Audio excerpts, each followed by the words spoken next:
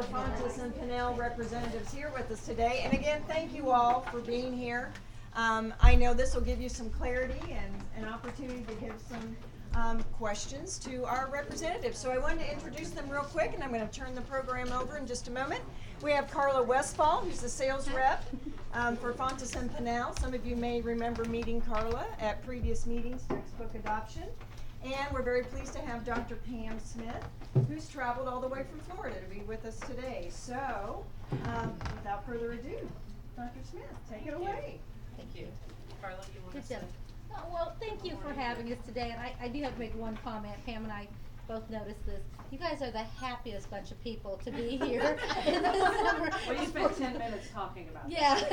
I was in a couple of school districts last week, and they were happy too, but not to this level. So welcome back to school, and I'll let Dr. Smith get started here. But thank you for having us. Thank you, Carla. And you guys are still like on summer break, right? Yeah.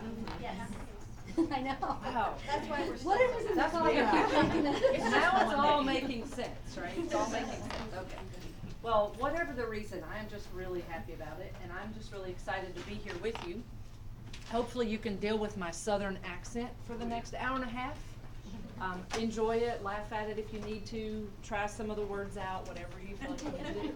Because we have a tendency to add syllables to words that aren't there. So feel free, try them out. But we're also videotaping for our friends who can't be here and aren't here. So your questions are going to be really important for folks who are just observing what we're doing this morning. So the way I like to operate is I would rather have a conversation than stand up here and talk at you, because I'm just not that, who wants to do that, right? Nobody. So I want you to know that you are more than welcome to ask any question when you have a question. Don't feel like you have to wait until like a Q&A time, because I just don't do that. So ask it as you have it. Make sense? Does that work for everybody? Okay. You don't have to raise your hand and all that stuff either, because one thing I know about primary teachers especially is they still raise their hands and work it. And I think it's adorable, like it's the greatest thing ever. But sometimes I go, well, are they stretching? Are they, you know, because I do a lot of work with middle school too, and middle school teachers don't raise their hands. So anyway, so just feel free to ask questions. You have a grade level sampler. Everybody should have a grade level sampler. We are going to use that, but you'll be getting additional resources as well as we go through our time together. And I will kind of direct you through the sampler as we get to certain points of the conversation. Sound like a plan? Okay, so I've already talked way too much, but I want to hear from you. Have you seen your materials? Do you know what you're getting? Have you touched them yet? Tell me where you are with your FPC materials. And I say yeses and no's, so I need now give me some words. Can't get in my room. Say again? Can't get in my room to get all Oh, doesn't that drive you crazy? We have new floors. Oh, well that's Our a nice problem. thing. No. Yeah. Oh, it's not, okay. No, it wasn't. I went and snagged the phonics, spelling, and word study so that I Yes. could start punching it out, because I'm a member of the Facebook group, and so I Yes. was prepared that I had a lot of punching out to do, Good. and I do, so. Yes. Now I will Looks tell good. you, the first edition of Fountas and Pinnell's phonics spelling word study took about 82 and a half hours to put together. Not exaggerating. But now it takes a lot less time because it's perforated and the cards are already pre-made, that sort of thing. But it's still you're still gonna spend some time putting stuff together.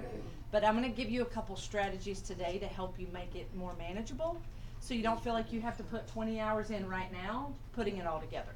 So we'll talk a little bit about that, but thank you for saying that. What do you think about it? Aren't the materials like so beautiful? Yeah, and they're easy to punch out, thank Yes. goodness, so it's not, you know, it's fine, you just sit and watch TV and That's it. keep tearing. Every grade level? Yes. Every grade level? Every grade level. So find your favorite show and binge watch, right? That's right.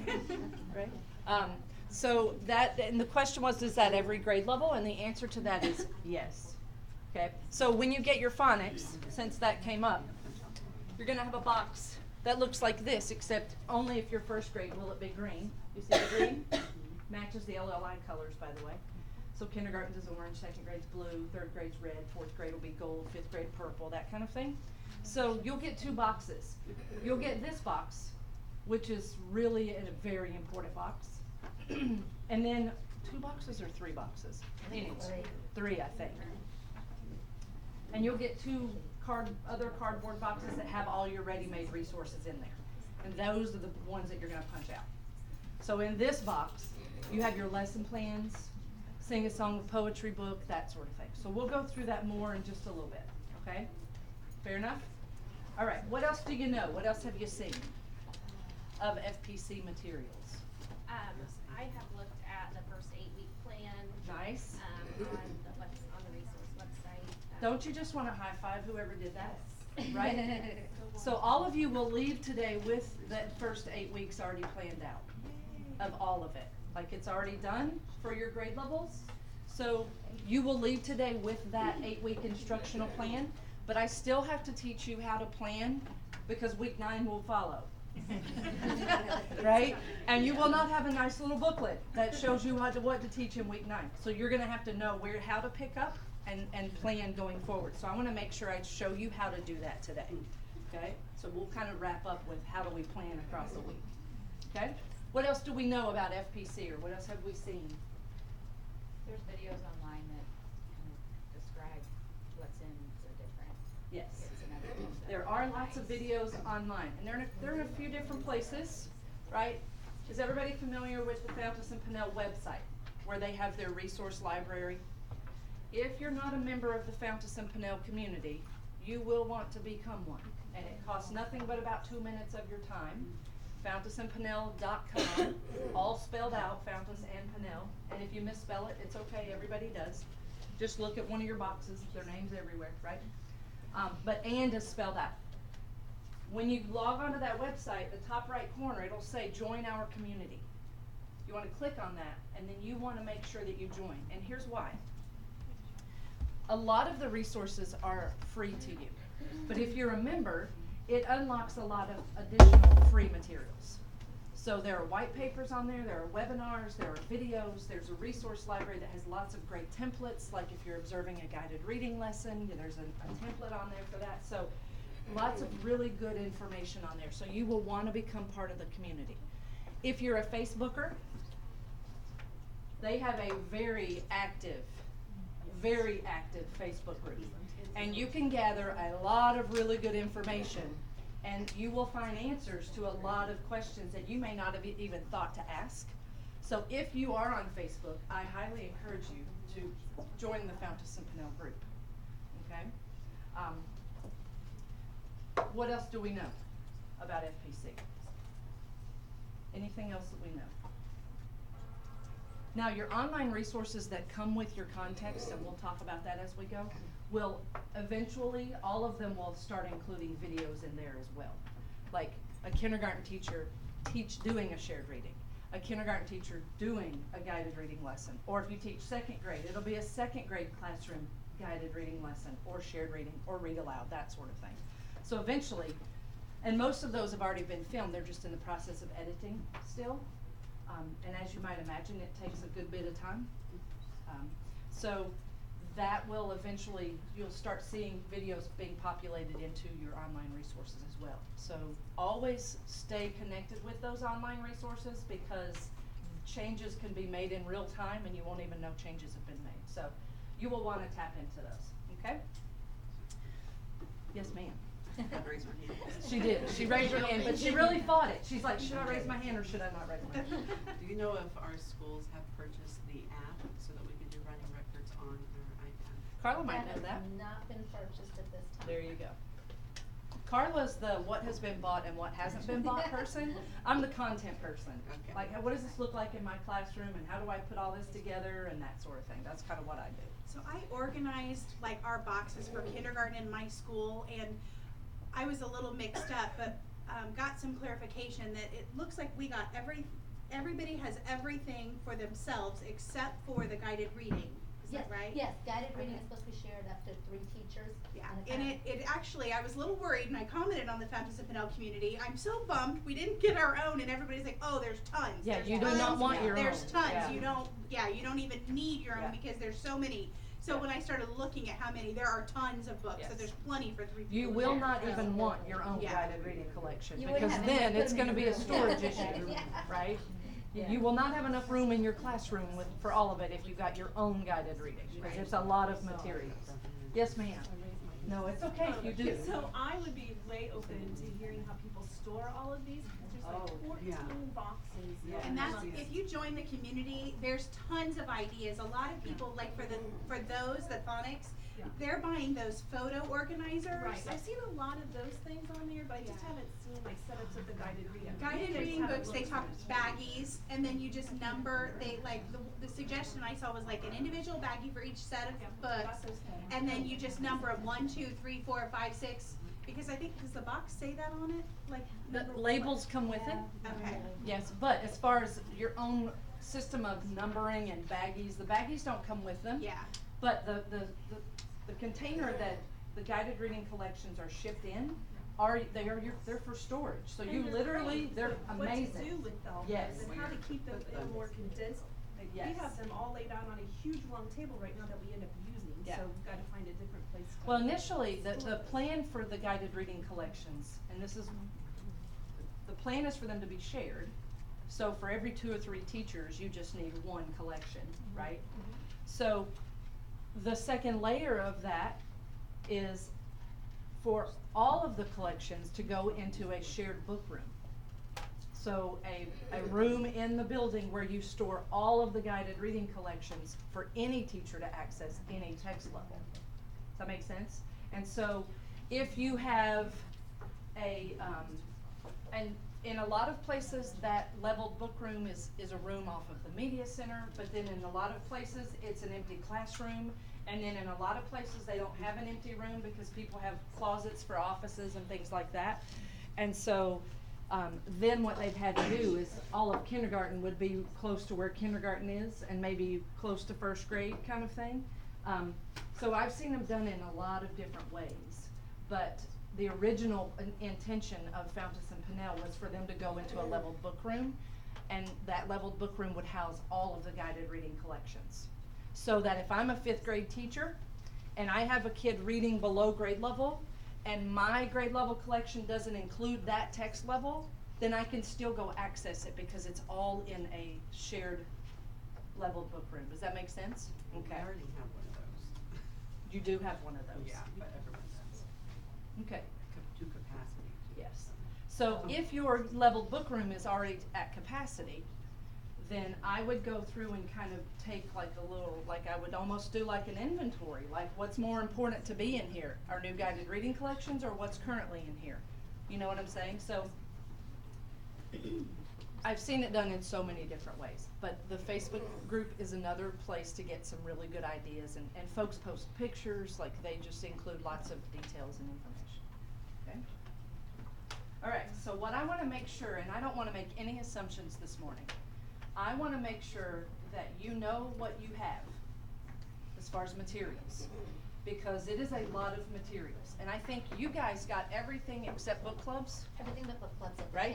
same one too. Okay, so you have a lot of materials, and I want to make sure you know when you look at a box how to tell what it goes with. Does that make sense? I want to make sure you know what you have, but most importantly, I want to make sure you know how to use it across the day and then across a week, and then how it all fits together. Would that be helpful? Okay, then we'll probably have no more time to talk about anything else. So be sure to ask questions as we're going through this. All right, so I'm gonna jump in and we're gonna look at what all of those parts are. Okay, because again, I don't wanna make assumptions, and I want you to know and understand how the way your classroom is arranged impacts how you utilize these materials. You really need 3 instructional spots in your classroom, okay? First thing you need is you need a spot, and primary teachers are great about this. I've never, well, maybe once I've been in a primary classroom that didn't have a whole group meeting area, like join me on the rug or the carpet, right? That's more typical when you get up 3rd, 4th, 5th grades kind of thing. But you're gonna need an area for whole group instruction where you pull the kids close to the teaching, and we're gonna talk about which contexts you're gonna do in that spot, okay? Then you're gonna need a small group table, a small group area, because some of this is delivered in small groups, all right? But then the kids also need their independent workspaces. So wherever their desks are, if you allow them to lay on the floor, or however that works. So those really are the 3 spots that you're gonna have in your room every day, all day, okay? So the instructional context that we deliver whole group are your read alouds, your shared reading, mini lessons, and then 10 minutes of your phonics piece. Okay? So you gotta have that whole group meeting area. So when you get ready to do a read aloud, you're gonna pull them up as close to you and the book as possible. When you do shared reading, you gotta pull them up. They gotta be all eyes on the big book, right? When you do the mini lesson, 90% of the time you're gonna be doing an anchor chart. So pull them up to the, to the carpet. But then small group, that's where your guided reading instruction takes place, right? It also, you guys don't have book clubs, but another area where some teachers also pull in small group work is with the mini lessons. Some teachers use some of the mini lessons in small groups to differentiate, okay? But then there's also a small group component to your phonics spelling word study, okay? And then independent, this is where they're going to be reading independently, but then they could also be doing some additional word work. So you'll notice that the phonics context, I call it a hybrid context because it really spans all three of those instructional settings: whole group, small group, independent, okay? So that's why you see it in all three places. So we're gonna define this because one of the things that Fountas and Pinnell fight really hard against is the idea of FPC being a program, because it's not a program. It really isn't. It's a systematic approach to teaching reading across the day, okay? So it's really not a program at all, but it is a coherent system that relies on and requires us to be responsive teachers, right? Using a multi-text approach. So across the course of a day, it's going to be typical for kids to have been exposed to and have access to 5, 6+ books, right? So it's not story of the week. It is, I'm gonna teach you something and can you do it in this book and this book and this book and this book. So it's all about transference of skill, of strategy, because everything that we teach when we teach reading, it all boils down to, can they do that independently when they're sitting over there without me? Does that make sense? So this kind of teaching is going to get kids to own their own reading lives, right? And to make decisions as readers as they're reading in absence of a teacher. So it is all about us being responsive so that we give them exactly what they need when they need it. And we don't waste their time teaching things that they don't need, okay? So, it is a systematic approach to teaching reading across the day, all right? So, let's talk about what that looks like in other terms. Everybody familiar with the literacy continuum? Yes, no, everybody? Because again, I don't want to make assumptions, right? So, the literacy continuum, and depending on how long you've had a literacy continuum, yours might look a little different. The first edition looked a little different than this one. This is the new expanded edition that comes in 3rd edition of BASS, Benchmark Assessment, right? But the continuum is the curriculum of FPC. So on every lesson plan, the goals on the lesson plans come directly from the continuum, word for word, okay? So the reading behaviors that are found in this resource are the reading behaviors you are teaching across the day with FPC. All right, does that make sense? Okay, so you'll hear me make direct connections back to the continuum as we go through this morning, because this is, in my opinion, and maybe yours is different, but I bet once you start going down this path, you'll realize that this really is, there's nothing else like this book. Like, there's just nothing else like it. I've never seen anything as comprehensive in regards to those specific behaviors we should be noticing, supporting, and teaching for, right? So this is the curriculum of FPC. Everything across Fountas and Pinnell, their whole literacy suite of stuff, every bit of it centers on that continuum. That's kind of an anchor, if you will, okay? So the reason that they refer to this as a coherent system or a systematic approach to teaching reading. It's because it has all of the components. It has your Tier 1 assessment through BAS. It has your Tier 1 instruction through FPC. And it has your intervention through LLI, okay? It's all connected and it all relates, all right? Do you guys use LLI or BAS? Yes? Okay, so this is that piece that's been missing, right? This is the piece where if you know anything about LLI, you're thinking, gosh, I wish they had this for everybody. Well, now they have this for everybody. Because LLI, as you know, is a guided reading framework. Every lesson plan is a guided reading lesson, but I say it's like guided reading on steroids. It's more intensive. Your Tier 1 guided reading, FPC guided reading, is the same exact framework, the same parts. Introduce, read, discuss, teaching point, word work, writing about reading. Exactly the same framework. It's just less intensive. So whereas LLI takes 30 or 45 minutes per lesson, guided reading FPC takes about 20 minutes per lesson. But you're still following that guided reading framework, okay? So the cohesiveness, the reading records that are part of the progress monitoring in LLI, the reading records that make up benchmark assessment, the guided reading the component comes with the same exact reading records, the same parts, the same way to administer it. It's done exactly the same, okay? When you use it and how often you use it with Tier 1 is very different than how often you do it with LLI. So we'll talk a little bit about that, okay? So,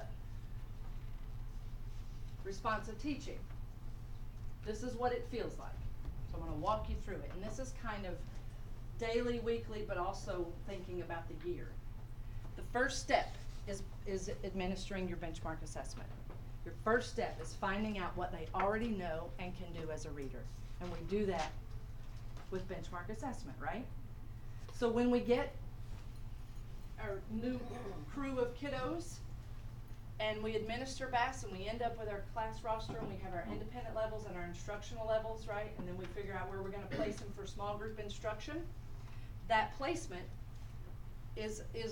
that's going to let us know the guided reading levels we're going to start with or we're going to be using first, right? But that's not the only reason that we do BAS. It's not just for small group placement, and it's not just for what level do I start with my guided reading lessons, okay?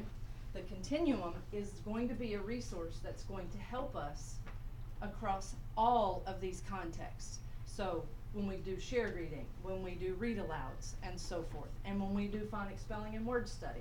So when we go through the components, I want to tell you how BAS data can help you make more efficient and effective decisions in your day-to-day teaching, okay?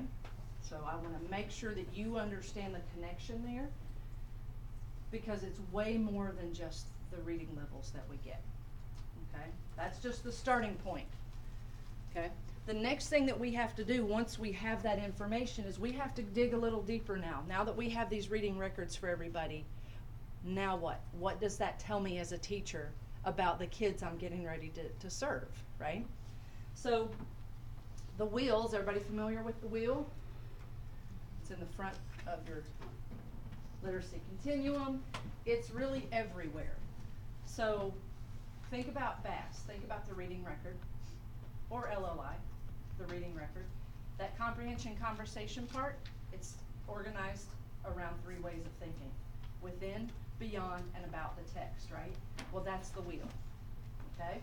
So everything across FPC, every discussion around a book, whether it's guided reading, whether it is the read aloud, every discussion you have around a book is going to be organized around those 3 ways of thinking, okay? So the assessment allows us to assess those ways of thinking. Our teaching allows us to teach to that and support that, right? And then when we come back to assessing, it's like we're speaking the same language and the kids are no longer going to be confused about, now what does that mean? Because in this room it means this. Now what does that mean over here, right? So that's part of that coherence of being a cohesive system. So once we have our BAS results, We're now gonna go a little deeper and we're gonna look at those reading records. So let me just give you a really quick example of what I'm talking about. So let's say I'm gonna pick a level B group. I might have more than one level B group, but I'm just gonna say I have a level B group. And in that level B group, let's say I have 4 kids, and I'm gonna put their reading records side by side. I'm gonna start with the oral reading part first. I'm gonna lay all 4 of them side by side. And I'm gonna look across the group and say, what patterns am I noticing? What am I seeing among this group of readers that's gonna impact my instruction going forward? So let's say I notice that they're leaving endings off of words. Do you have kids who do that? Right? Okay. So let's say 3 out of 4 of them are leaving endings off of words pretty consistently. Right? So then when I'm in my guided reading group with that level B group, during that listening and coaching part, guess what I'm listening and coaching for? Are you leaving endings off? Because now I know you do that because I have the data that shows me that. Now I know to look for that and to listen for that and to coach for that. Does that make sense? So BAS is going to directly impact what I do in my instruction. Okay? Now let me go to the comprehension conversation. Again, I'm going to put all 4 of them side by side. And let's say that I'm noticing they're pretty good at thinking within. Because thinking within is literal comprehension. Can they go right back into the book and find that answer? Let's say they're pretty good at that.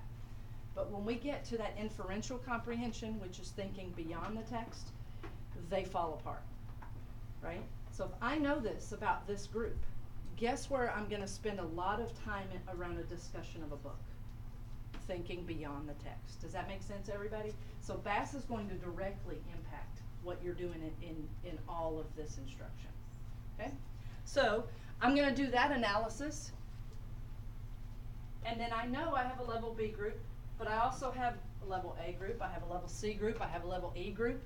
So what I'm going to do is I'm going to go to my continuum, and I'm only going to worry about the text levels that I have in my classroom right now. Right?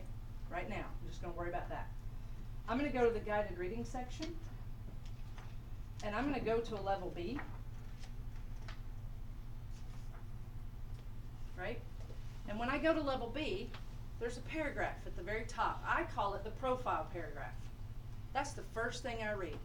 That's the first thing I do for any level that I have represented in my classroom. I want to get to know who they are. This gives me a profile of what they know and are able to do as a reader for both fiction and nonfiction. Word work, that sort of thing. Does that make sense? So I'm going to do this kind of getting to know my kids before I ever start doing any instruction. Because if I know this, my questions during a discussion are going to be much more impactful because now I can be more specific in targeting their needs.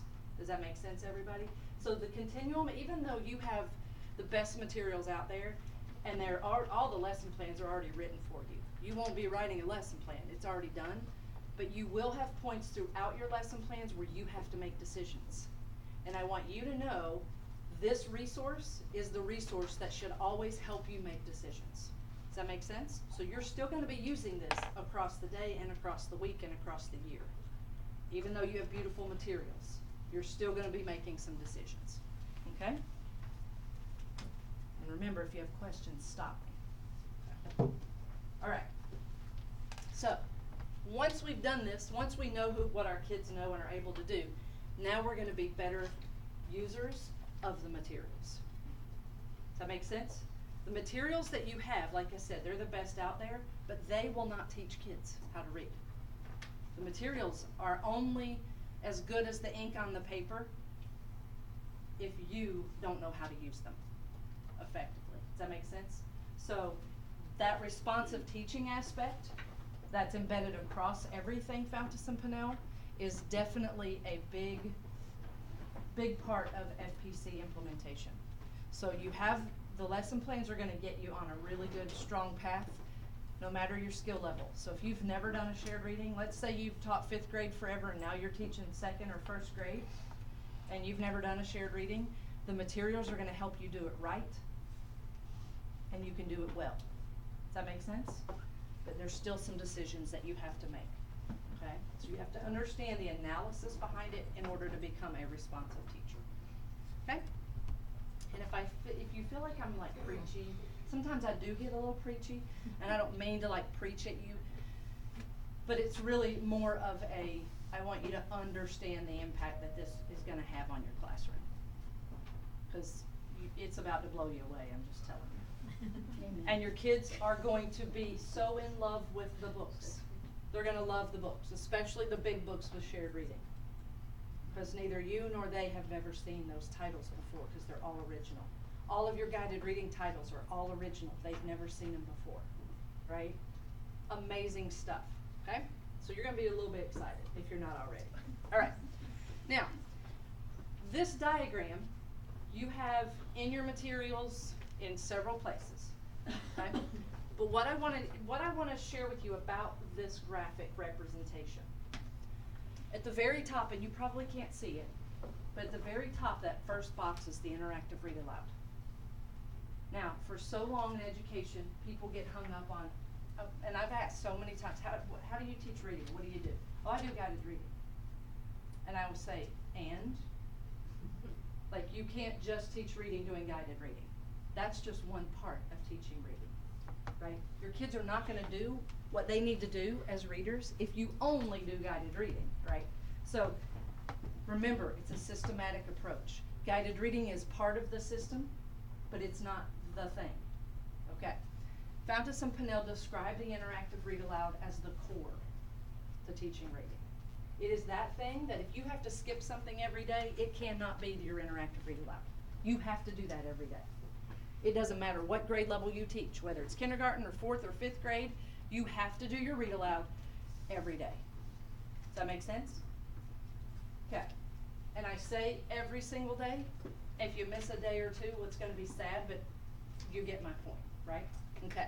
So the read aloud is critically important, and I'm gonna tell you why. There are 3 things that we do when we do a read aloud, okay? 3 instructional things, and I know things is not descriptive at all, okay? So let me elaborate. The first thing that we do when we do a read aloud is we're doing a lot of comprehension work. And the comprehension work that we're doing cannot be done independently. They have to have teacher support because the books that you're gonna be using are gonna fall just outside of the instructional level of most kids sitting in your room. So they're more challenging, right? Now I can use a harder book, more complex text because I'm facilitating this. All right, so comprehension. The second thing that we're doing when we're doing read alouds is we're teaching kids how to talk about books. This is where they learn how to talk about books. Structured talk about books. The third thing we're doing is we're teaching them how books work. If a kid doesn't know how a book works, their comprehension is impacted. Do you know the #1 missed question on a high school exam or even standardized tests? What genre is this? Do you know why they don't know genre? Because they don't understand how books work. If they understand characteristics of a fantasy book, then they're much more likely to recognize it as a fantasy. You follow me? So part of the instruction you're teaching, and not just in the read aloud, but definitely in the read aloud, is how do books work? What are the parts? How do I recognize, right? And genre goes way beyond fiction, nonfiction. It goes way beyond that. It has to go way beyond that, right? So comprehension, learn how to talk about books, and they learn how books work, okay? So when you're doing the read aloud, during the reading, the teacher's doing the reading, you're gonna stop several times and have kids turn and talk about something. This is where they learn how to talk about books, right? So if it's one of the intentions of a read aloud, then we have to give them practice to do it. Now imagine how that's gonna impact the rest of their day. If you put them in, you know, if you do lit circles in the upper grades or book clubs in the upper grades. If they already know how to talk about books, imagine how that's gonna enrich those book clubs, right? Okay, so it's really, really important that they know how books work and they know how to talk about books, okay? So that is the core of what we do when we teach reading, because it sets kids up to be successful to do anything else that we're gonna do in reading, all right? Now, in this diagram, you'll notice there are boxes that have that yellow dot in the bottom right corner. Can you see the yellow dots? Mm-hmm. That means that word work is embedded in those parts, okay? So Remember I said the phonics spelling word study is like the hybrid, it kind of spans whole, small, and independent. You're also gonna find that there's an element of word work in all of these contexts. Because you can't just do one phonics lesson and expect kids to get where they need to be. It has to be out of text and in text. If you don't have the in text teaching part, you're wasting your time with the out of text teaching part, because they have nothing to attach it to. There's no way to transfer, right? And the sole function of phonics spelling word study is transference. Okay? So there's an element of word work across these contexts. Okay. I'm gonna keep going. Stop me when you're ready. All right. The continuum, a little bit about knowing how to manage your materials. The new expanded edition has this fancy color coding. You see that? Makes it so much more user friendly. The context of FPC, all those little squares, and each square is a context. So IRA is the read aloud, SR is shared reading, GR is guided reading, and so forth. Make sense? These components have corresponding sections in the continuum. So the shared reading is that pinkish colored tile because it's the pinkish colored section in the continuum. And all of the shared reading materials are gonna have a pinkish color. You see where the green is here? On here, right? They're gonna have a shade of color. Now the phonics is different because it goes more like the LLI coloring systems do, but everything else is gonna match the colors in the continuum, okay? So the read aloud is always this blue color. So when you get all of your teacher boxes out, your read aloud is gonna have the blue band, your shared reading is gonna have the pink band, and so forth, okay? It matches the corresponding section in the continuum because it makes it much more efficient for us to use as a planning tool, okay? So with the continuum, as you guys know, it helps us define books and behaviors. Now, as far as selecting texts, you aren't gonna have to spend a lot of time doing that, but you still will have to spend some time, especially around the guided reading, okay? Because you will have 50 level A titles. Well, yes, an A is an A is an A, meaning horizontally, vertically aligned, but the kids in my A group, what are they most interested in? Is it mostly girls? Is it mostly boys? So I still want to make sure I'm picking A books that's going to be more interesting to them than other A books. Does that make sense? Okay. But as far as picking books based on the 10 text characteristics, you really aren't going to have to do much of that. You really aren't going to have to do much. Unless you want to do a read aloud that's not part of your collection, which is totally allowed. Okay? Well, I say it is. You might want to talk with principals before I go and give you permission to do things, right? Okay. Text level gradient. The only books across FPC that have levels on them are the guided reading books. You will not find levels on anything else. Fountas and Pinnell highly encourage you not to go level your classroom libraries, not to level your media center, because when kids go to Barnes & Noble, guess what? There's not a J section in sight. They can't go find the B section. Does that make sense? Okay. So the only books that are leveled explicitly are your guided reading titles. But your read alouds and your shared reading titles were selected or written to fall just outside of the instructional level of most kids in your room. So know that there was some intention behind it, they just don't have explicit levels on them. Okay? The behaviors, again, all the goals on your lesson plans come directly from the continuum. Every comprehension, every discussion is going to be centered around the 3 ways of thinking. And this is all grades, K-5. So everything I'm saying is applicable, K-5. One of the big differences between your grade levels and grade levels 4 and 5 is that 4 and 5 do not have the shared reading component, but they have everything else that you have. Does that make sense? Another difference for you guys specifically is you don't have book clubs, but they will have book clubs. So they will be using that context, whereas you guys will be doing the shared reading and they don't have that. Does that make sense, everybody? Okay. All right. So the wheel, I'm not going to spend much time on it because you guys are familiar with that. So let's talk about where we start. You want to go there? Let's do that. All right. Let's think about your classroom. Remember I said you really need 3 instructional spots. You gotta have a whole group, and this is also for 4th and 5th grade teachers, because they don't like to do that, bring everybody up kind of thing. And I've taught all grades K-8, so I totally understand that, right? Okay, so you've gotta have a whole group meeting area. And when you do your read alouds, you gotta pull them up. You have to, right? Something gets lost if I have kids sitting back there in the corner. How are they gonna learn how to talk about books? And how am I gonna facilitate and support that if I've got kids here and over here? Does that make sense? They need to come close. So, for your whole group area, you need a small group area, and then you need those independent work areas. So your read aloud, your shared reading are gonna be done in your whole group areas. There's also mini lessons and phonics. But this is where everything else takes place as well. So your small group, remember phonics component, book clubs are small groups, okay? And for the grade levels who do book clubs, just so you know, book clubs are done about once a month. And they're done instead of guided reading groups. So like 1 week a month, instead of doing guided reading this week, we're gonna do book clubs this week. Does that make sense? Okay. So book clubs are small group, and then your independent work areas, really, you can have independent work around any of these contexts, and we'll look at that, okay?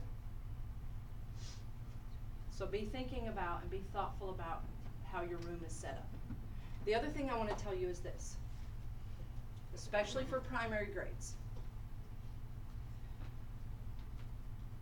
Does everybody have a word wall? If you don't, you need to.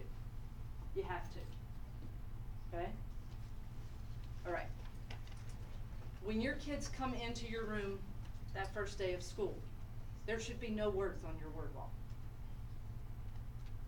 Not even no sight words. The first words that need to go up on that wall are their names. Kindergarten, that's your first phonics lesson. Your first few phonics lessons are the letters and their names. That's the most important word that a kid can learn as their first word, is their name. Does that make sense? Okay, so your word wall should evolve as your instruction evolves. Does that make sense? So what's hanging up on your walls really need to reflect the people in the classroom. So I want you to be thinking about how your classroom is laid out. And when I was a principal, I always told my folks, your room should be a blank canvas the first day of school.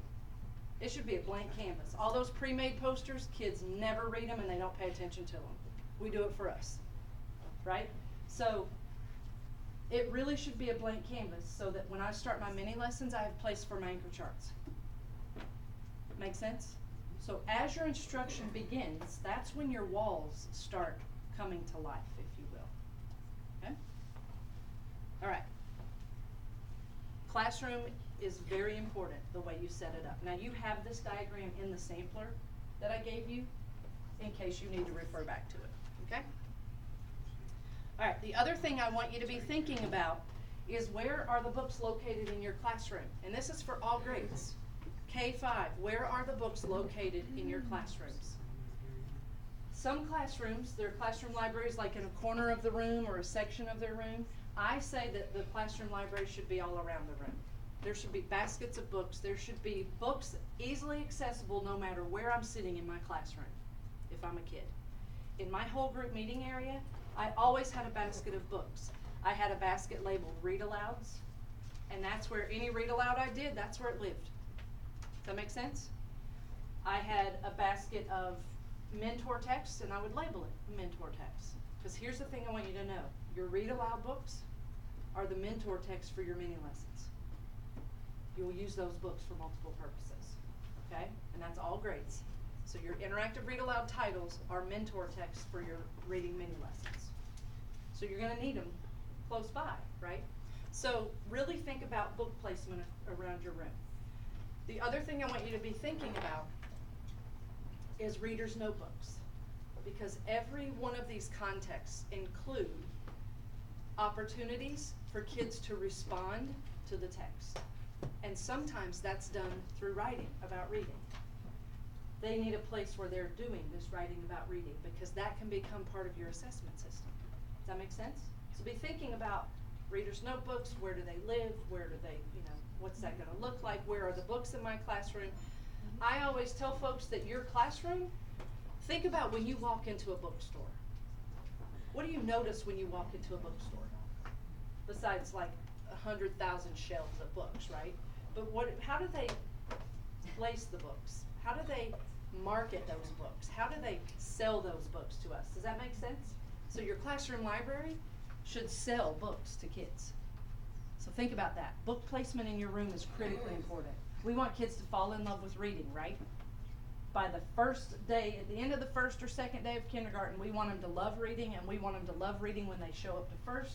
We want them to love it even more when they show up to second. By the time they're in fifth, we want them to not be able to put books down. Does that make sense? What are we doing to sell this idea to the kids? I read research not long ago that said if a book is positioned cover out as opposed to spine out, kids are 100 times more likely to read the book. Now 100 times more likely, that's pretty significant, right? Okay, so think about what are we doing to kind of sell this idea to kids? Okay? Yes, please. So going along with that, we got all of those books for independent reading. Yes. How would you recommend, do we just throw them in with the rest of our library? How do you recommend? Okay, that's a really great question. So the question is, and I'm repeating it because we are videoing, right? So the question is, with our independent reading collections, do we just throw them in with our classroom library, or how do we position those in our room? Like, how do we place those? They are designed to become part of your classroom library. But these, keep in mind, a lot of these are going to be titles that your kids may not have seen before. So you have opportunities in how you organize your classroom library. You might have some baskets around topic, like weather, sports, whatever it might be. You might have some baskets around author, right? You might have, I always had a basket of new releases or hot off the press or however you want to word that, so that it draws kids' attention to, hey, these are new books to our library kind of thing. So when you get your independent reading collections, I encourage you to go through them and look at just the variety of text that you have and figure out a way to kind of highlight and kind of celebrate, hey, these are brand new books. They're new to me, they're new to you, that kind of thing. But they are designed to become part of your classroom library. You can decide how you're going to display those, okay? Now, they do come with a teacher tool. Those titles do. The teacher tool doesn't live with the books. It lives in your materials because it's called a conferring card. Every title has a conferring card, okay? So you will want to hold on to the cards. Don't put those with the books because that's for teachers, not for kids. Does that make sense?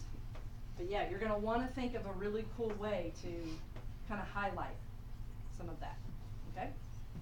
Even if it's on a separate shelf, it's up to you, okay? Not necessary, but you could do that.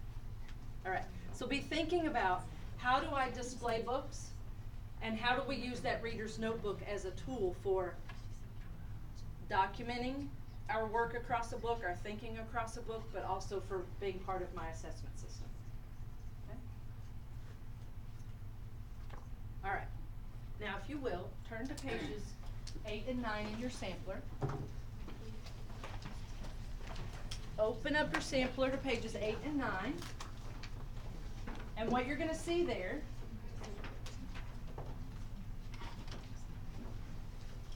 down that left-hand column, you're going to see all of the contexts, and you're going to see a span of grade levels.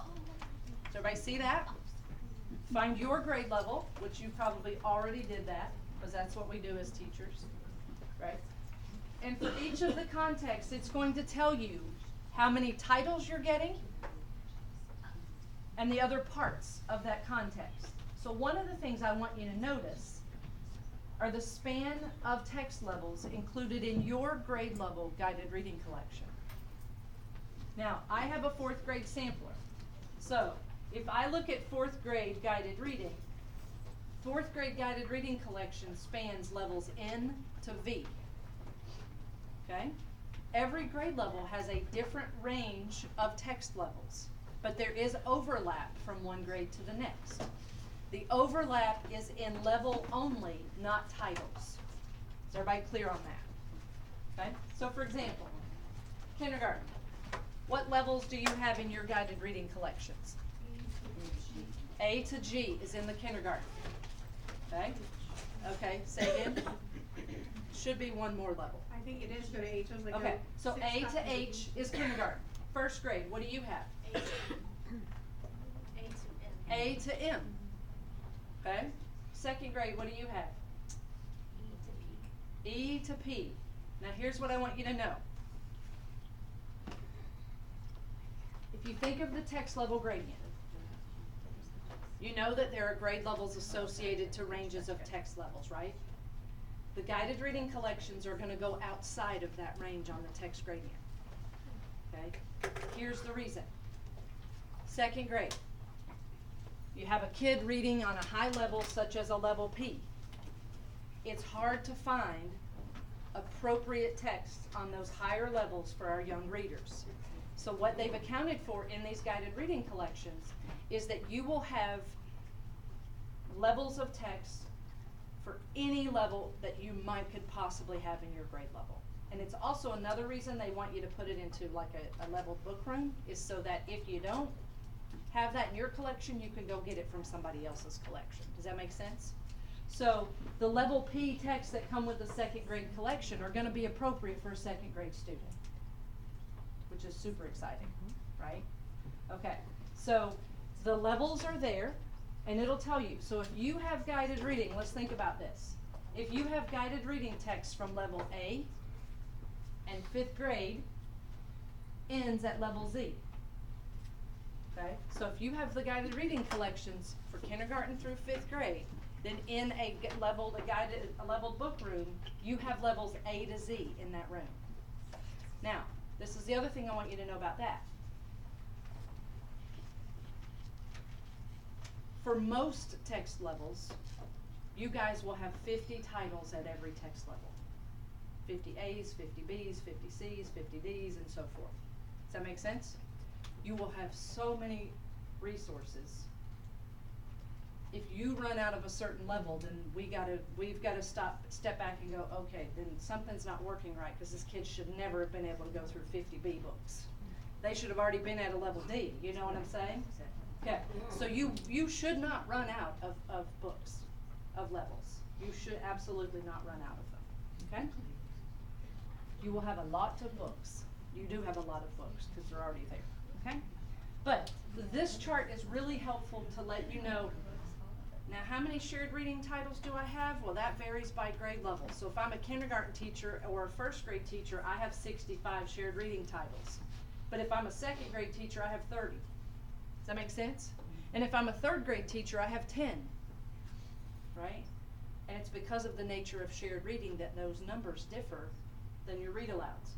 Every grade level, K-5, has 120 read aloud titles. There's no overlap in titles. So the 120 kindergarten titles are different than the 120 first grade titles, and different than the 120 second grade titles.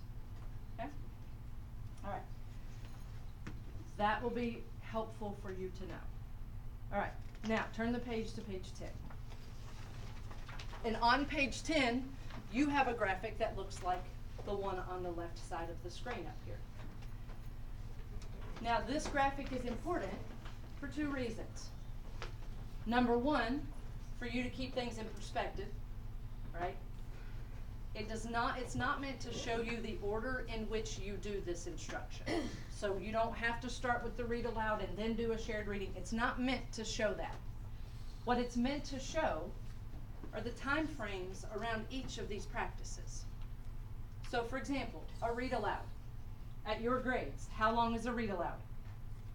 About 15 minutes. Does everybody see that? Now, at first, I want everybody to hear this, and I want you to know that it's A-okay. At first, it's going to take you longer than 15 minutes. Don't stop your read aloud at the end of 15 minutes just because it says 15 minutes. It's going to take you longer initially, and that is A-okay. But now, if it's taking you 30 minutes, I'm going to tell you exactly why, and it's absolutely because you're talking too much. And we do that as teachers, right? We just simply talk too much. Okay? We try to build 8 years of background knowledge in one lesson, right? We try to make sure every word is familiar to them, right? Okay. Follow your lesson plan and know that initially it's going to take you longer than 15 minutes, but your goal is to grow into the 15 minutes as soon as possible. Does that make sense? The number one fastest way to get there is to stop talking too much. Okay? All right. Now, in the South, it takes us even longer. And I'm being honest about that because, you know, we add syllables and things, like I said. So we really struggle in the South. And we got to throw in some bless your hearts and all that stuff. So we really suffer. Okay? Now, for grades 4 and 5, 3, 4, and 5, their read alouds, well, 4 and 5 especially, their read alouds are going to be about 20, 25 minutes. The texts that they're reading are going to be more complex and they're going to be longer. Your read alouds should be about 15 minutes. 20 minutes is okay too, as long as they're talking more than you. Does that make sense? Okay. All right, so this chart is to illustrate time frames around each of these practices, not to show the order in which we teach these. So your shared reading should be about 10 minutes, correct? It will take you way longer than that initially. It will, okay? So for your shared reading, no matter how many titles you get, every title comes with a big book at every grade. Even 3rd grade, they only have 10, but they still have big books. And 3rd grades, by the way, is all nonfiction. Yours are fiction and nonfiction, okay? All right, and I'm going to get into why do we do shared reading to help you understand why the numbers are different, okay? So when you do a shared reading, all eyes are on this beautiful big book, right? But you also get 6 copies of this book. The 6 copies are used outside of the actual shared reading for like a listening center, because you also get an audio file for every title, okay? And the audio files are in the online resources, so they're web-based, okay? And you can assign kids to audio groups and things like that, okay? So when you're doing the shared reading, all eyes are here. And that says 10 minutes, but I'm going to tell you that you yourself are going to ooh and ah over the books longer than 10 minutes. So just be prepared for that. But again, the number one reason that shared reading goes too long is because you talk too much, and then we allow discussions to go too long. Right? One time? Yeah. So, yes, right? So it might be a silly question, but I bet it's not. are all the big books the same size? No. Okay. There's a variety of different sizes, and Want me to find them? yeah, just if you can pull some out. Now here's the other beautiful thing for you guys is the way your big books are packaged. You get a little rolly cart, like it's on casters, like wheels, and it's in this beautiful box that you can put the faces out of your big books, and it's about this tall. They're just beautiful. You're gonna need space for that in your room, okay? Because that is a per teacher thing. So you'll have your own rolly box of big books, okay? And you'll want to set those up in your room somewhere. Probably your whole group area, because that's where you do shared reading. Okay? See, there's different sizes. Some of them are this way, some of them are that way. There's all different sizes. And again, this is only K3. 4 and 5 will not have shared reading. Okay? Does this cart, is it in the box with? Yes, it comes packaged that way. With the books? Okay. The cart. No, the books are already in it. No, just, we didn't open that particular box, I just wanted. The cart's not in a box. The cards are in this little thing. The cart. Oh, cart, I'm sorry. Yeah, cart. The cart Can't is fit. big. Yeah, it's a tall box. It's the same height. Then you literally take the cart out of the box. Literally.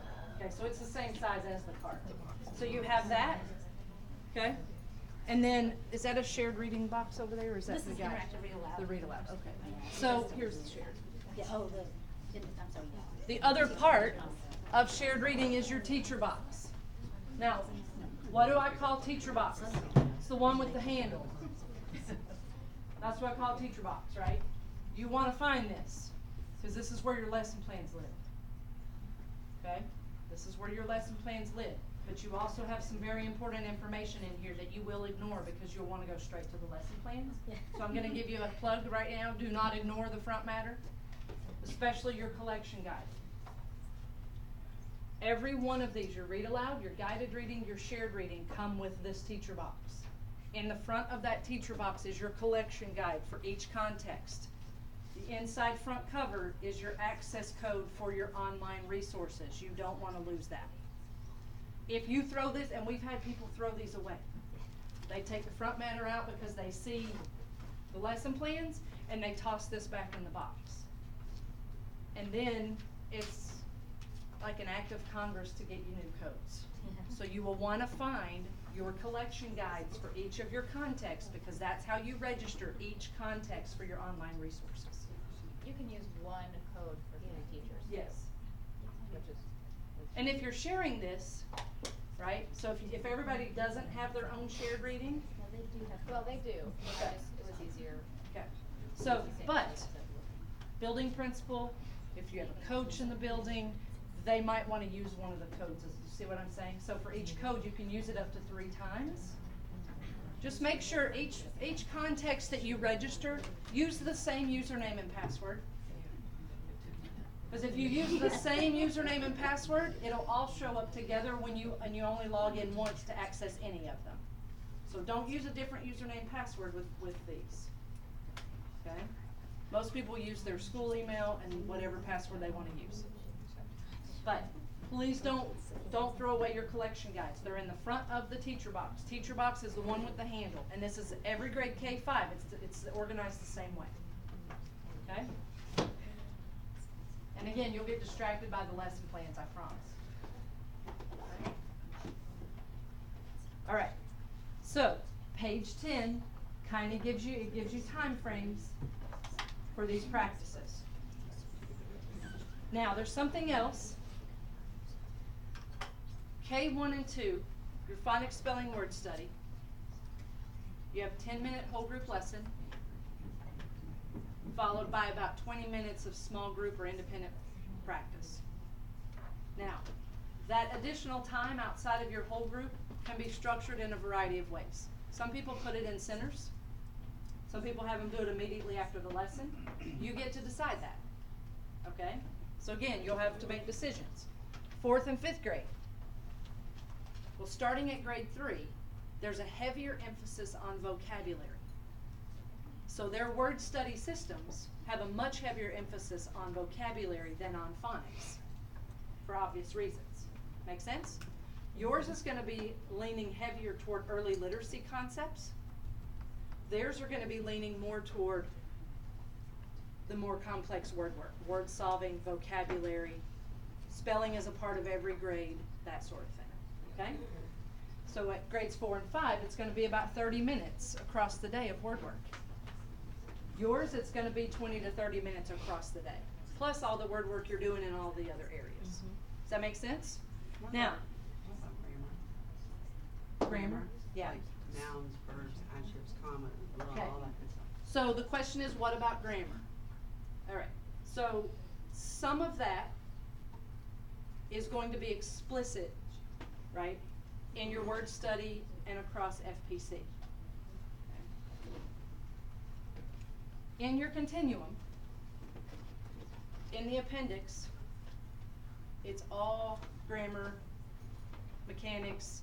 There's a whole appendix back here around behaviors for grammar, mechanics, conventions, that sort of thing. Okay? Now, you have to decide where that teaching is going to take place and how you're going to embed that across various contexts. A lot of people do it in the not just in guided reading groups, but also you have opportunities with shared reading, you have opportunities with your read alouds, anything like that. Because again, just like your word work, it should be out of text and in text. You need a balance of both. Okay? So use your continuum, use that appendix in the back to help with those specific behaviors. I know you have sometimes standards are a little specific, but a lot of times they're quite vague as well. So you have resources to tap into that, but there's not going to be a grammar book. Now, one of the things that Fountas and Pinnell is currently working on is writing mini lessons. So So that's where you'll see more of that, okay? That's not ready yet though. Might be a year or so before that's ready. So if you look at the bottom right of that table, it's gonna give you a total number of hours. And the first thing that teachers do is they laugh when they see that. Because who has 3.25 hours just for teaching reading, right? Unfortunately, we don't, but wouldn't it be nice if we did? Wouldn't that be so great? So, even at 4th and 5th grades, it shows 3.25 hours. So I wanna chat with you guys about placing these things kind of across the day really quick in lieu of looking at this chart.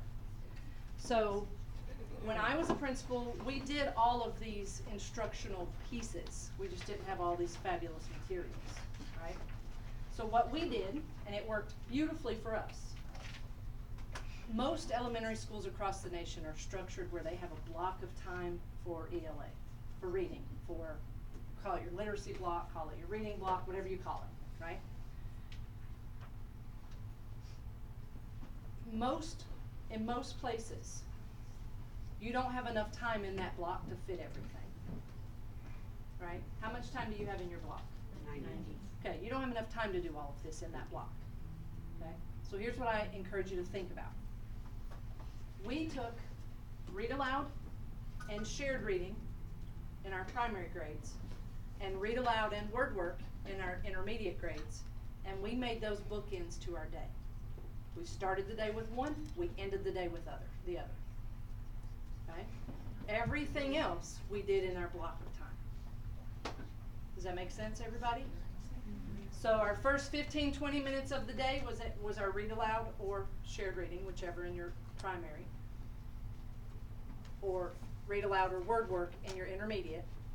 The last 15, 20, 30 minutes of the day was the other. We took those and made those bookends, and here's one reason. I wanted everybody in my building to have a dose of reading right when we got them and right before we sent them home. Okay? In your grade, it's interactive read aloud, shared reading. In the upper grades, it's interactive read aloud, word work. Okay? That's kind of how we did that. We treated those as our bookends, and I didn't care which grade did what first and last. It didn't matter to me. And even which classroom, didn't matter. Okay? And you guys are not sharing those materials, so that you definitely have ultimate flexibility, okay? So what that did for us is that gave us an additional 30 minutes to an hour in our block. Because I pulled those out of the block, so now we get that time back inside of our block. Does that make sense? So I could do another group if I needed to. You see what I mean? Because in that block of time, you're looking at your reading mini lesson, your small groups, right? And for you guys, your phonics, spelling word study, right? Okay? And independent reading, right? So if you pull two of those out and make them bookends, then that frees up so much more time in your block to make sure you can get everything done. The other thing is this, especially in elementary school, we've got to teach reading across the day. We can't give kids one dose and expect them to grow and grow and grow. We've got to teach reading across the day. They have to have exposure and access to multiple texts, because remember, it's all about transference. And if we're only doing it inside of one book, we have no idea if we can do that inside of other books. Okay? Make sense? So when you're looking at that amount of time, don't freak out about it. Just think about your day and how can you spread this across the day so that it's more manageable and so that you can give an adequate amount of instruction. Make sense? Okay. What time is it? 10:05? Okay. Okay, so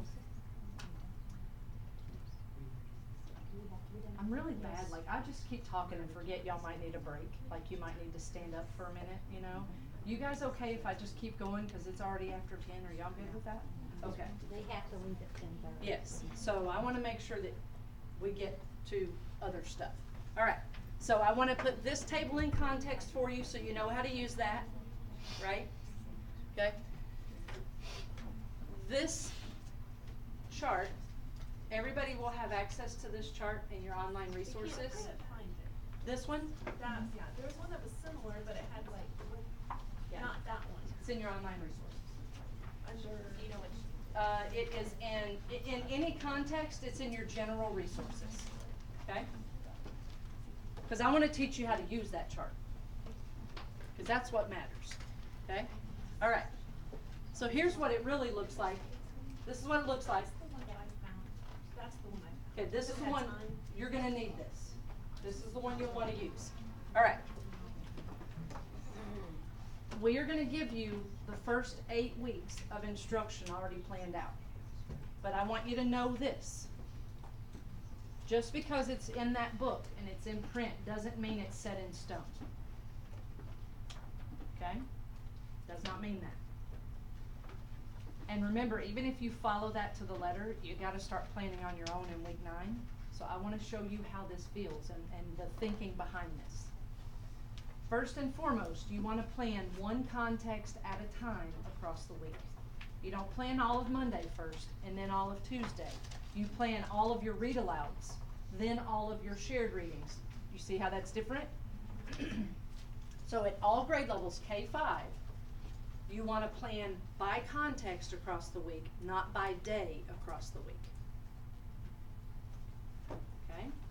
Now, remember that collection guide I pointed out in your teacher box? Okay? That collection guide or your system guide is where the recommended sequences for each of your contexts lives. In your collection guide, the shared reading recommended sequence is in there just for shared reading. In your system guide, you have the recommended sequences for each context. Does that make sense? So for example, your read aloud recommended sequence. It's going to show you the order in which to do your read alouds. I highly encourage you not to stray from that, especially your first year. Does that make sense? So your read alouds are organized in 2 ways. You have a read aloud that you do today, you have a different read aloud you do tomorrow, you have a different read aloud you do the next day. Your read alouds are not meant to be stretched across 2 or 3 days. It's a new book every day. what book is that that you have? System guide. Everybody, you have one, you just haven't seen it. Okay? I don't. Because it can come by itself. Yeah, it doesn't come with a particular context, okay? So you will want to find your system guide. The tabs are folded in, so go through and unfold your tabs, but then find the instructional context tab, and that's where all of your sequences live. The only part of this that does not have a sequence is guided reading, for obvious reasons. Your reading mini lessons, every grade, K-5, gets a book. This is what you get with your mini lessons, and only this. Because your interactive read aloud books are your mentor texts. Make sense? Inside of this book is another place to find your recommended sequence across the year. It's like page 50 or 48, something. It's different for each grade, but it's around those pages. Okay? So in your front matter, you have reading mini lessons across the year. Somewhere in there. Okay? When you get ready to plan, you want to have, when I plan my read alouds, I have my sequence in front of me. Okay? Now watch how this works. This is the first week of school. This is already planned for you, but starting the 9th week, this is what it looks like. So for my reading mini lessons, I'm going to do umbrella 1. That's how they're organized. And just follow your sequence and it will tell you what to do. Make sense? It'll tell you what to do. So in umbrella 1, the theme, kindergarten, is working together in the classroom. So on Monday, I'm doing this mini lesson. On Tuesday, I do this mini lesson. On Wednesday, I do this one. Thursday, I do this one. Friday, I do that one. So now I know what mini lessons I'm doing all week. Does that make sense? My read aloud, I'm doing my first text set because it's first week of school. Now your read alouds, you have a read aloud today, but then all of your read alouds are organized into text sets. Do not ignore the text set work. So if I have 5 books in this text set, I'm going to do a read aloud a day for 5 days. And then after that, I'm going to do some work with the text set, meaning I'm going to help kids think across all 5 titles instead of one isolated title. Does that make sense? So I'll take a day or 2 and do a project around my text set. You have a card that comes with your text sets. It's called your inquiry overview card, and it gives you ideas for projects and things like that. So you don't have to make any of it up. It's already done.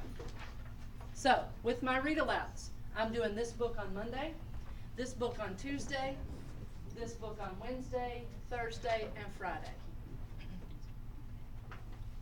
So you see how I'm planning by context across the week. Does that make sense? Don't you wish you had all these cute little thumbnails that you could just do this with? Yeah. Okay. Shared reading. These are the books I'm doing the first week of school. Now, a big difference between shared reading and interactive read aloud. Interactive read aloud, it's a new book every day. Shared reading, I'm using the same title across multiple days. And my lesson plans help me know what to do with my books across these days. But you have to make decisions around that. It's not going to say day 1, day 2, day 3, and so forth. It's not going to be like that. Yes, ma'am. How many interactive read alouds do we get? 120. So what do we do on the other 60 days of school? If we're supposed to read a brand new one every day, So there's 180 days of school. Yeah. Say again. It has you revisit in the first 8-week plan. It has you revisit a text set. Yeah. And keep in mind, some days you're working with the text set, you're not doing one of the actual read alouds. Does that make sense? So like maybe days, you know, the Monday and Tuesday after, I'm doing a project with my class around this text set. So that's part of how that time is filled. Okay? Now, the shared reading. Same book across multiple days. Why do we do shared reading? Language, language, language. These are your foundational skills. These are your early literacy concepts. This is your in-text teaching of your phonics, spelling, and word study. Okay? It's all about fluency, it's about language, it's about word work. So it completely, it's the perfect companion to your phonics, spelling, and word study.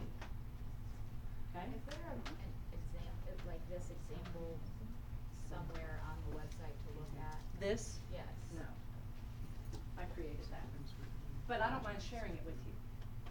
Like I can share this slide with you, right? So it'll pop in for you and you can kind of practice whatever. But you have to like make your own thumbnails because I didn't do them all. But you do have the little thumbnails in your online resources, like little pictures of the books. So if you wanted to create this for yourself, go for it. I'm assuming then in shared reading, there's also a lot of text feature work, Oh, especially yes. with nonfiction. Okay. A lot. Okay. Absolutely. Because I saw bold in that. Yep, you know, you're not- right. okay. Think about author's craft, like decisions authors make. That's thinking about the text, and that's embedded across every context. Okay? And it also gets back to what genre is this? That helps us determine, right, oftentimes genre based on things that authors do with text features and how the book is organized and structured and things like that. Okay? For independent reading in kindergarten, my first week, I'm just going to have browsing boxes. I'm going to have different boxes of books and put them in groups, put them on their tables, and let them just go through and talk about the books and pretend to read them and all that good stuff, right? Might do that the first 2 or 3 weeks of school. Okay? Guided reading. I'm not doing guided reading the first week of school, right? But what am I doing? I'm doing assessments, because you guys, and a lot of the assessments that you're used to doing, especially around early literacy stuff, the words and the word parts and the letter recognition and all, you're going to be doing that stuff, okay? And then my phonics, I'm going to build a name chart. That's what we're going to work on this week, are our names. It's going to go on our word wall. I'm going to build a word chart, and then I'm going to start my actual from my lesson plans in week 2. Okay? Does that make sense? So after week 8, you have to know how to do this. But the instructional plan is it's almost like embedded professional development, where if you look at your sequence, look at your suggested sequences, compare it to the plan, and see what decisions were made in that instructional plan. Does that make sense? Okay. So don't just jump in and follow it without being cognizant of why is it laying out this way. Compare it to your sequences. Look at how that unfolds, because then when you get to week 9, it's going to be a seamless transition for you. Okay? But don't wait until week 9 to plan week 9, right? For obvious reasons. You might want to start planning that week 8. Okay? The form is in your online resources, and you don't have access to them yet. Yeah. So the only way you get access to your online resources, remember, you have to register using your code. That template is in the general resources when you register your codes. Okay? I found one, the only one that's the weekly plan, and it is not the same as that. It says goals and notes. Yeah, we don't want that one. That's So, the only one that's available on that. okay. Online apps. So when I send this to you, then you'll have it. Okay. How about that? I'll send it to Carla, and she can send it to whomever, and then that way that you guys can get it. And that way it looks just like this, because I prefer this one. It says book and time, but this is kind of how I go through it. Okay? I don't put a time on it. Right?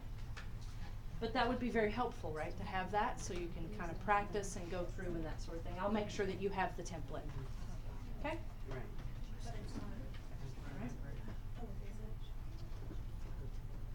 Okay. All right, so let's take a second, because I have to be respectful of your time. You now know the parts that you're getting. Pages 8 and 9 give you numbers, like how many of what is included. Page 10 gives you an idea of time frames around each of the practices, right? Okay? You're still going to use your continuum throughout, because here's the other thing I want you to know. Let's say you're looking at your read alouds across the week. And using your BAS data, you already kind of know, like, the word works that you're seeing across your classroom. You're looking at, do we have strengths in thinking within, beyond, about, where do I need to spend some time, right? Your BAS data is going to help you determine the discussion around any book, right? So when you're looking at your read aloud and you go to the discussion part, I want you to know you're not limited to just those questions. I don't want you to think your lesson plans are totally scripted. They can be if you know nothing about how to do this, then allow them to be totally scripted.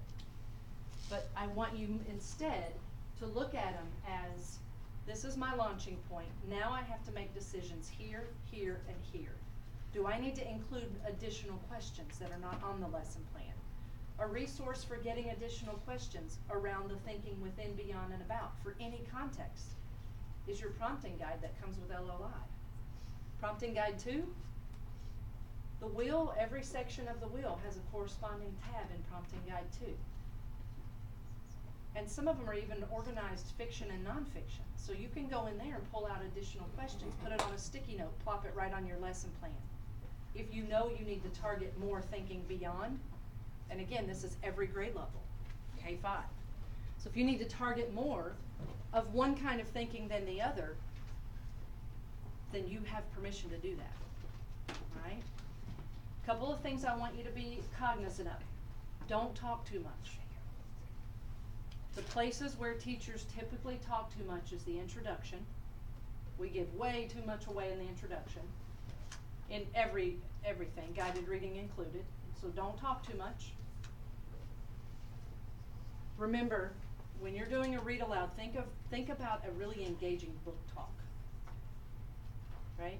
You're selling this idea to kids, so make it engaging, make it fun.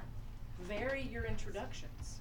Don't do the same thing every day. That's so boring. Nobody wants to sit through that. So your introductions is an area where you're gonna talk too much initially. The discussions can get out of control really quickly, because we don't want to hurt their feelings and not, them not share what happened last week or whatever, because we feel like they're making connections. Okay?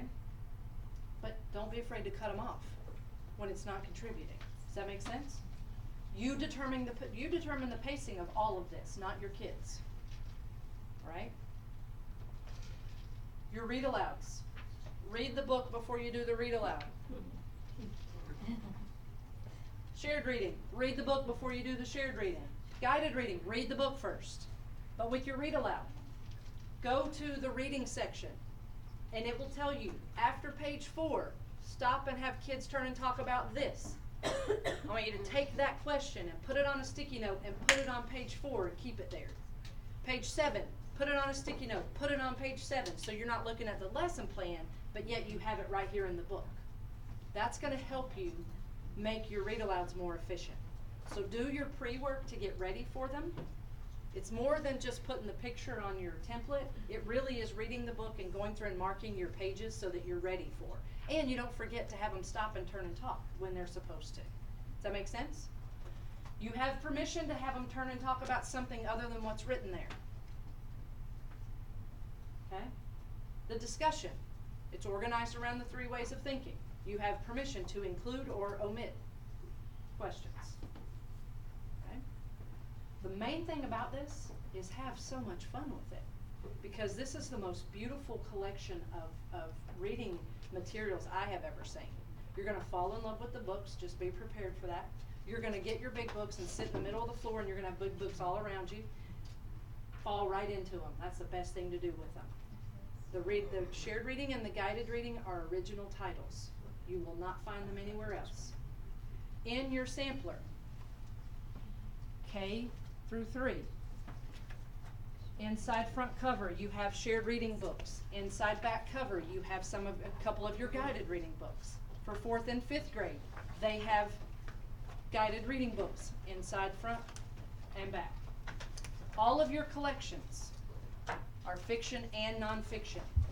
The only exception is 3rd grade shared reading is all nonfiction. But everything else, every context has fiction and nonfiction. Your independent reading, your book clubs, your shared, your guided, and your interactive read aloud. It's a lot of stuff, right? In an hour and a half. What questions do you have? Yes? I love word walls and use them all the time, but does this come with words to put on the word wall, or am I still just making my own words up? Some of it, but then don't just limit yourself to this. Okay.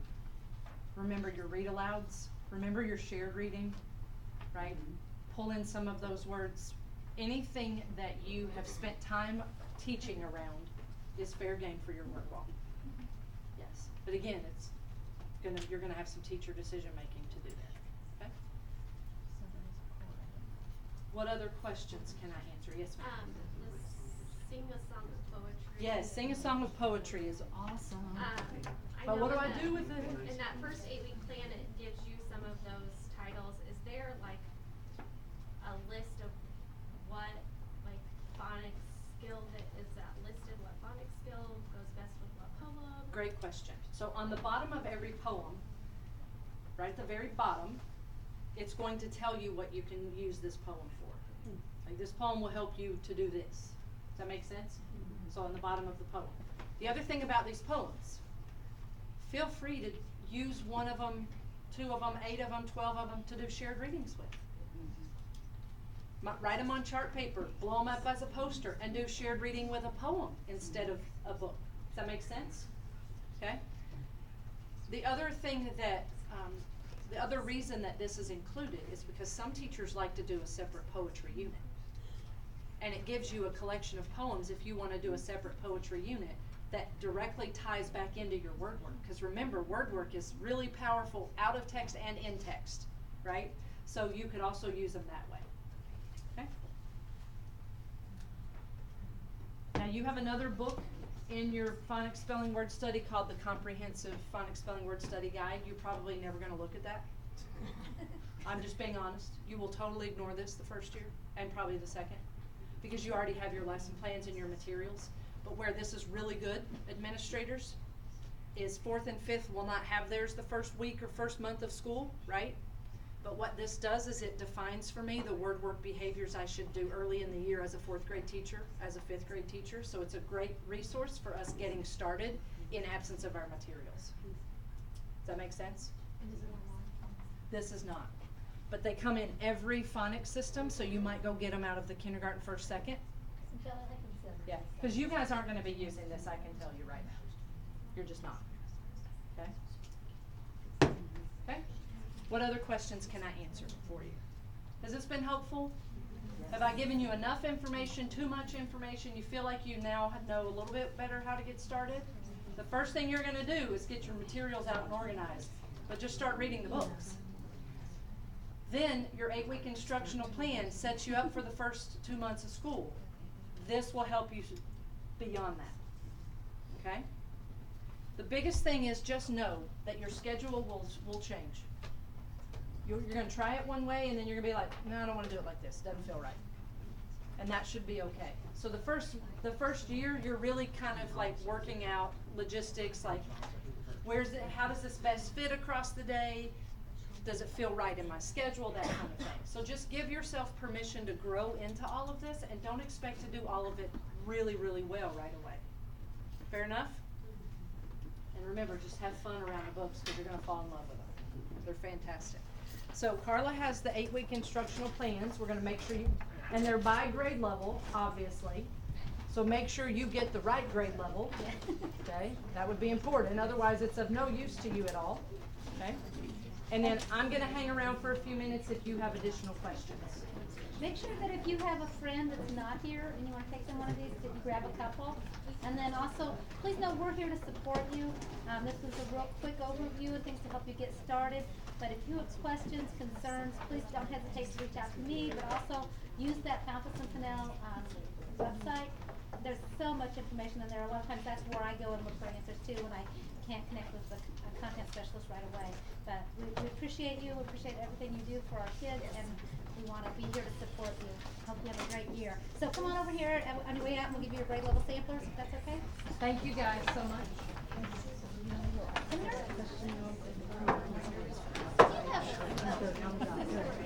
have